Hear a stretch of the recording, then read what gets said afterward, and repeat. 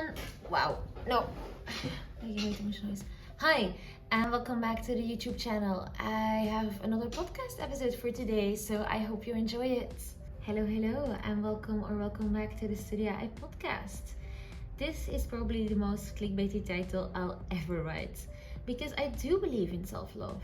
I just don't think it's what many people see it as. I think that especially on TikTok, self-care and indulgence have become the same thing, and I just don't agree with that.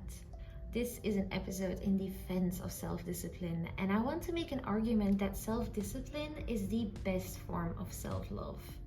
Maybe algorithms are to blame here, but lately my For You page on TikTok has been filled with the same message. Do whatever you want because you deserve it. Buy that dress, you deserve it. Stay on the couch watching Netflix all week because you deserve it after such a hard week. Eat whatever you want, you deserve to not have to restrict yourself. Now, you might be thinking, isn't that all true? And maybe it is, but I don't think it's self-love. I believe you deserve anything in the world, no conditions required. You can buy the dress no matter what, or watch Netflix without having had a productive week even. But is it self-love? Of that, I'm not sure. Self-love has become synonymous with giving in to each and every one of your desires instantly. And yes, it will feel so good at the moment, but is it a good solution long term? If you buy every piece of clothing you love in the name of self-love, how will your bank account look in a couple of months? If you eat whatever you crave all the time, how will your health be in a couple of months? If you spend your whole weekend on the couch after a busy week, will you truly be happy with your life down the line? Often what we want at the moment is not the best for us, and giving into this every time, in my opinion, is a fine line between self-love and self-harm. Because if we do things in the name of self-love that will make us unhappy in the long run, isn't that disguised self-harm? We often see self-harm as these really destructive behaviors like cutting or drugs abuse.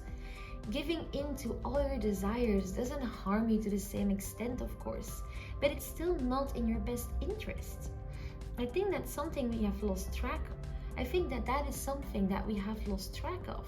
We focus so much on instant gratification that we lose the big picture. The articles that we can't buy houses because we buy too much coffee are total bullshit. But I do think that we spend our money in different ways, which makes it harder for us to save. And I am so guilty of this too. I haven't saved anything since I started working because I wanted to enjoy life because I deserved it. I had a big girl job now. I could do whatever I wanted. But boy, do I wish I hadn't done that. When I got my burnout, I wish I would have had way more savings than I had. I would have saved so much stress, and all I needed for that was a little bit of self-discipline. And when we feel down, we often have the instinct to treat ourselves. And while there's absolutely nothing wrong with treating yourself, it often doesn't solve the issue, and it can actually create a new one that will also create stress, which leads us to treat ourselves again and creating new issues again, and it just goes all downhill from there. Take for example that you are very stressed at work, and your response to that is picking up some takeout on the way home and enjoying it with a bottle of wine every night. Not only are you developing very unhealthy eating habits, maybe you're also becoming addicted to alcohol. But even if we scrap the alcohol part, by developing those very bad eating habits, you might actually start gaining weight. There's nothing wrong with gaining weight, but I also do realize that a lot of people feel bad in their skin because they have gained weight, which will then often lead to other ways of distracting yourself that might then, which then may lead you to start actually drinking that wine, or start hanging out on the couch and not going outside anymore because you feel ashamed of your body, and then you won't start seeing people anymore, and you see how that goes all downhill from there, just from not solving the issue in the first place.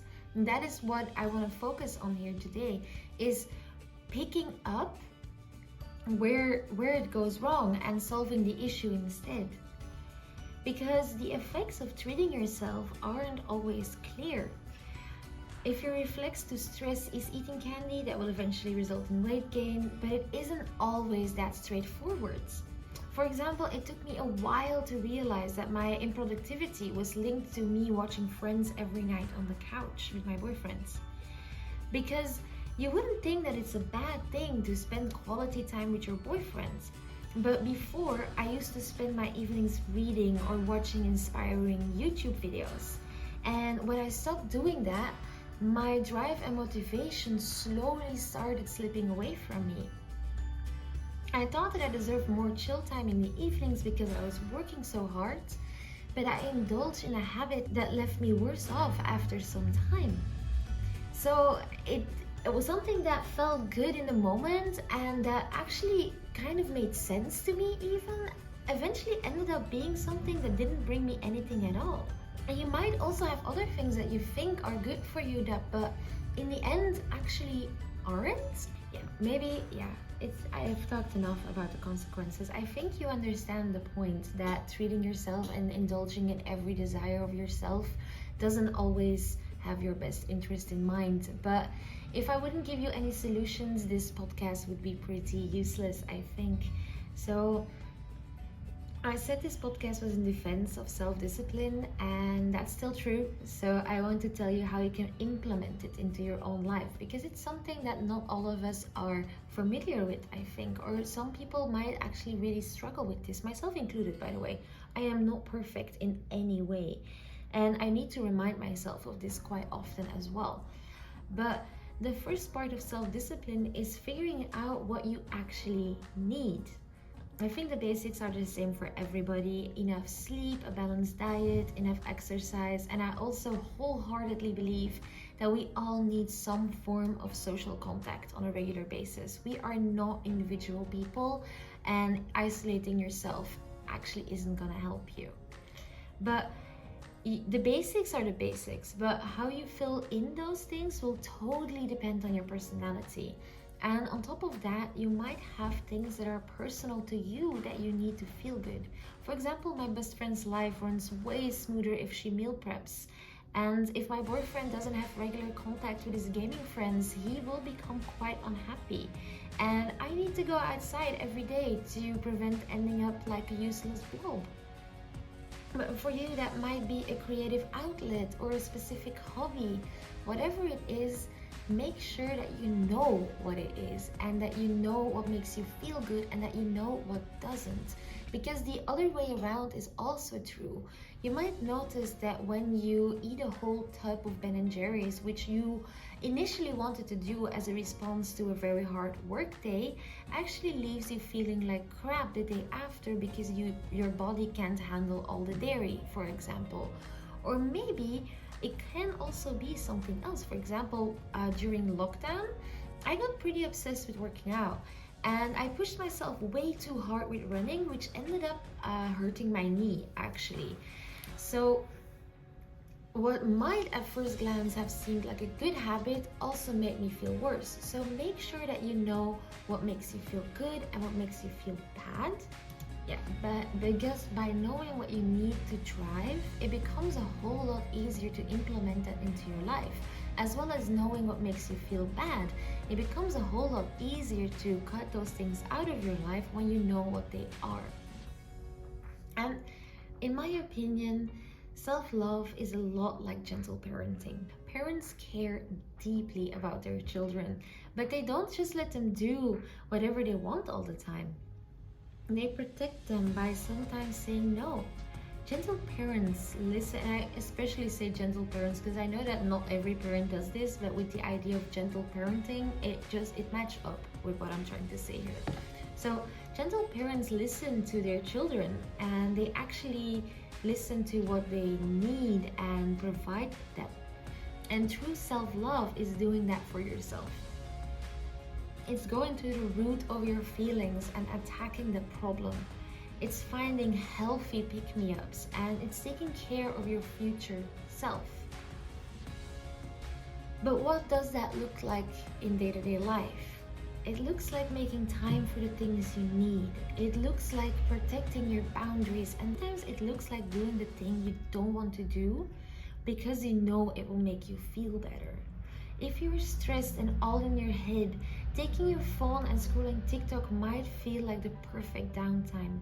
But if you're honest with yourself, going outside for a walk and meeting up with some friends to talk or journaling out all your feelings will probably make you feel way better than TikTok ever could make you feel. You could also create healthy habits to replace your unhealthy habits. I saw a TikTok last week of a guy, and it was really interesting, who always used to grab his phone when he feels stressed to go on social media, and he ended up becoming pretty addicted to it. And when he was fed up with it, he replaced that habit with picking up his phone and writing down his feelings in the Notes app. And the result was that he used a trigger that he already had by picking up his phone and changing it by something more positive, and that meant that he felt way better overall, and he learned to process his emotion better, but also way faster. He felt way better way sooner because he actually looked into his feelings and what was making him feel that way. And I know that it isn't always easy. It takes time to develop self-discipline, and it's something that we are not used to anymore in this society overall. And part of gentle parenting and gentle parenting yourself is being kind. It is being kind when you catch yourself, when you slipped up, and to not punish yourself for slipping up, but to be kind to yourself and slowly start picking yourself up again. And lastly, I wanted to touch on indulging, because from this podcast episode you might think that I am against indulging, and I am not. I really am not whatsoever at all. I think that indulging is totally fine, and self-discipline doesn't mean that you can never indulge again. But in my opinion, indulging needs to be a conscious decision. Sometimes when you feel like eating a crap pizza with your friends that you know will make you feel bad because it's worth it in that moment. But it is your decision, it is your choice at that moment.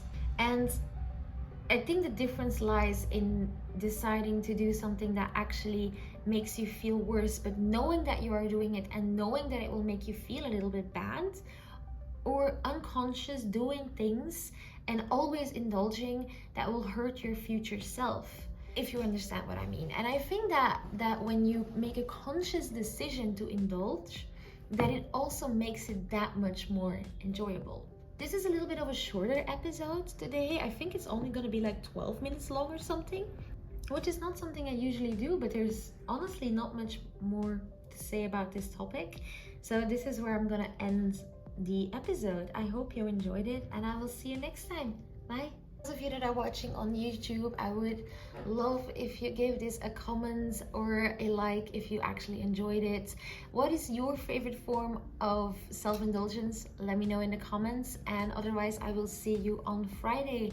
Toodaloo.